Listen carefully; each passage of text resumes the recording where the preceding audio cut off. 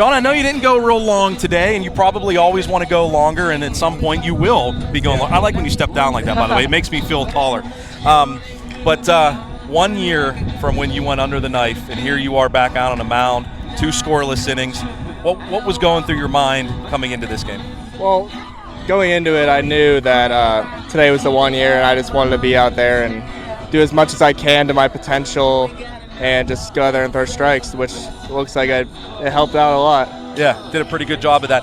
So kind of take me through the process, John, if you could. You know, you have the UCL injury, again, a year ago. You go under the knife. What has the rehab process been? Has it been a real challenging one for you? Who have you kind of maybe leaned on to help you through it? And just kind of what was the process like? Yeah, for the first week, I wasn't able to do anything. I had to sleep on a reclining chair with my splint on and everything like that. And then I got put in the brace and had to work my way back just to be able to move it to go straight. And like physical therapy and everything helped a lot. And this is a throwing program, and I didn't think I'd be back this early, but I'm really happy I am.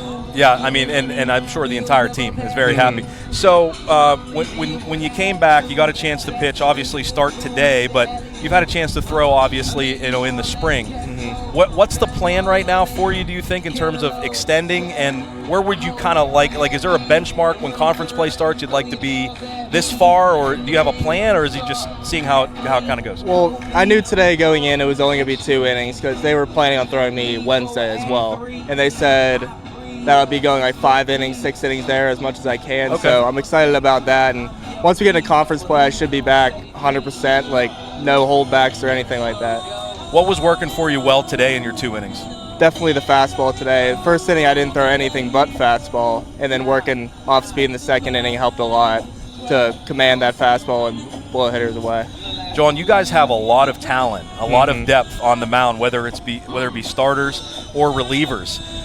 How important is that to have that depth, also for competitiveness? Because you guys are competing against each other too, which is good to try to get those starting roles once conference play rolls around. So, how dangerous are you guys as a staff? Definitely a lot, like really dangerous. Like teams don't know who's really going to start or who's going to come out of the bullpen. Like just not knowing that helps a lot, and every single guy throws strikes and gets hitters out, which puts up zeros and helps the team out a lot.